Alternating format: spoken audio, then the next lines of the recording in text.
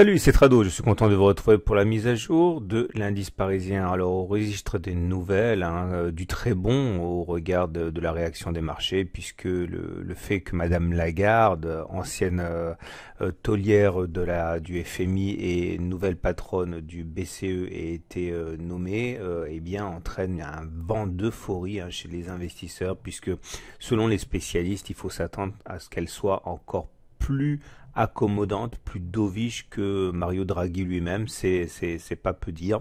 Et donc à partir de là, on a réussi à trouver l'énergie nécessaire pour franchir la résistance hebdomadaire des 5580, 5602. C'est un niveau qui avait posé problème à plusieurs reprises.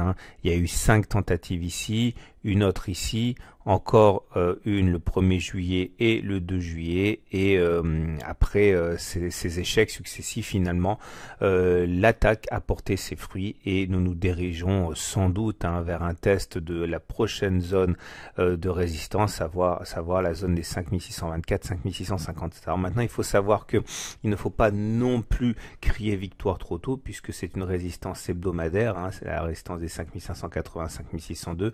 Si d'aventure on devait clôturer en dessous de cette zone vendredi soir à 17h30, eh bien, on aurait sans doute un signal quand même très négatif, puisqu'il se serait agi d'une fausse cassure. Mais pour l'instant, encore une fois, en données journalières, ça a l'air de passer. Il faudra quand même vérifier, s'assurer que vendredi, on est bien au-dessus de cette zone grise. Alors, si effectivement le mouvement en cours devait perdurer, donc on a encore quelques points à faire avant de rencontrer le nouvel obstacle. Alors, à titre personnel, vous le savez, j'avais initié un trade baissier en partant du principe que le Turtle Soup avait été un signal efficace de rejet de la résistance. Bon, ça n'a pas fonctionné, c'est pas grave, le trading est loin de fonctionner à 100%. En tout cas, pour l'instant, et puisqu'on est mu par une nouvelle dynamique d'optimisme pour les marchés, on peut reprendre les éléments de trade haussier qu'on avait déjà élaboré. Alors, je vous rappelle que le premier trade haussier, c'était le trade du gap. Je vous rappelle qu'il s'agissait de prendre la distance parcourue avant le gap et de le reporter par-delà le gap. Comme ça, je sais qu'il y en a qui l'ont fait, puisque j'ai reçu des mails en ce sens. Leur objectif est donc aller chercher les 5650.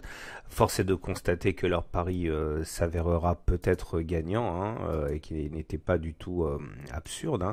Et le deuxième trade haussier qui peut être envisagé maintenant par ceux qui croient au scénario haussier, je vous rappelle qu'il s'agit de prendre les retracements de Fibonacci et de jouer les extensions. Il y a 4 façons d'utiliser les retracements de Fibonacci en trading, donc ça c'est la deuxième qui figure dans le chapitre sur les Fibonacci si vous voulez vous entraîner avec le pack intégral. Donc vous prenez la distance parcourue avant la vague de hausse, vous le reportez par-delà la vague de hausse, mais il fallait encore que l'on clôture au-dessus. C'était chose faite mercredi avec cette bougie, puisqu'avant on n'avait pas réussi à clôturer au-dessus, et donc l'objectif est d'aller chercher les 5700. Ceux qui se sentent d'humeur optimiste et qui pensent qu'on arrivera à franchir cette zone ici, savent ce qu'il leur reste à faire. À titre personnel, comme je l'ai dit, et bon, il est sûr que cette fois-ci ça n'a pas fonctionné, mais c'est quand même une méthode que j'utilise depuis des années et des années. Je n'achète pas quand on est au pied d'un obstacle, donc je le ferai pas. Je m'attendrai plutôt soit éventuellement en intraday. Encore une fois, j'insiste parce qu'on m'a posé des questions. Oui, excusez-moi, je digresse un petit peu, mais oui, effectivement, en intraday, je peux être haussier alors qu'il y a un obstacle devant. Je parle bien des swings là, c'est donc l'objet de ce que je partage avec vous dans cette vidéo. Mais en intraday, évidemment, je peux acheter. Alors, regardez ici. La zone des 5657 pourra également faire l'objet d'un trade baissier. Alors je vous dirai quand je rentrerai si je rentre, mais soit je vais sur un signal baissier spéculer à la baisse sur cette zone, soit je vais acheter en cas de retour sur la zone des 5580, 5602 sous certaines conditions, on verra. Mais on est sur une zone où on a quand même relativement peu de marge de manœuvre. Regardez également maintenant les éléments purement bougistes, le chandelier japonais. On avait expliqué sur la séance de mardi que le chandelier auquel on avait assisté était assez encourageant avec sa clôture dans le tiers haussier, sa longue mèche haute. En ce sens, la belle bougie du jour n'est pas complètement délirante. Par contre, cette bougie du jour, justement, celle de mercredi, est très très positive avec absence de mèche basse, absence de mèche haute. Les haussiers ont pris contrôle du marché sans quasiment aucune résistance, hein, puisque les baissiers n'ont pas eu droit à la parole. Hein. On enchaîne avec les éléments techniques, à commencer par la moyenne mobile à 20 jours, que voilà, on est en tendance haussière, ben vous le savez, hein, la M20 est ascendante, la moyenne mobile 7 jours est ascendante également, elle est en support. Hein. La reconquête de cette M7, on avait parlé, c'était sur la séance du 28 juin, était encourageante en ce sens. Et bon, après coup, il est évident de se dire que finalement, on aurait pu parier sur la cassure de la résistance, mais croyez-moi, hein, il est très dangereux de parier sur une cassure de résistance. Hein. Les tendances nous amènent au prochain support et aux prochaines résistances, mais ne permettent pas de préjuger de leur cassure. C'est très important si vous débutez l'analyse des car. Au bout d'un moment, forcément, ça casse, hein, mais généralement, c'est pas ce qui se passe. Hein. Alors, par la suite, les Bollinger, ça aussi, hein, on le savait, c'était haussier puisqu'on avait des parallèles haussières qui s'étaient mis en place, on en a parlé, et les indicateurs techniques étaient haussiers, le momentum était au-dessus de 0, le RSI au-dessus de sa zone de surachat, enfin dans sa zone de surachat, le CCI, le MACD était au-dessus de son signal, le signal aussi était donné par le stochastique avant-hier, on en a parlé. Bon, voilà, tout est haussier, mais on a des divergences baissières puisque vous voyez que les cours font des plus hauts, mais par exemple le stochastique n'en fait pas, le CCI n'en fait pas, le momentum n'en fait pas, donc attention, hein, on arrive quand même assez fragilisé au contact de la prochaine résistance ici, et on ne sait pas si l'euphorie liée à l'élection de Madame Lagarde durera suffisamment longtemps pour franchir cette résistance. On verra.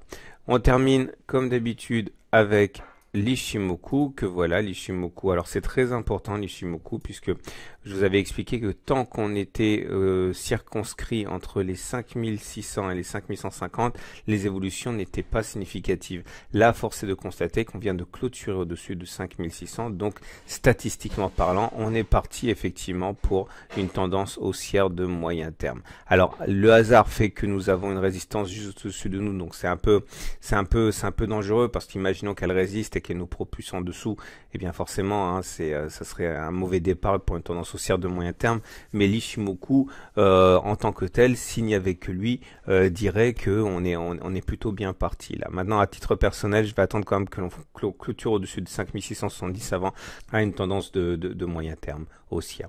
Voilà, en tout cas, vous retiendrez plusieurs choses. La situation s'est sérieusement décantée d'un coup.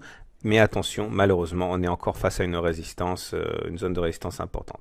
Je vous donne rendez-vous sur le blog pour regarder les matrices de trading et les positions de long terme et de moyen terme que j'ai. Je vous rappelle que la dernière ligne que j'ai accumulée, ben justement, hein, c'était le 31 mai, c'était là, j'ai eu de la chance.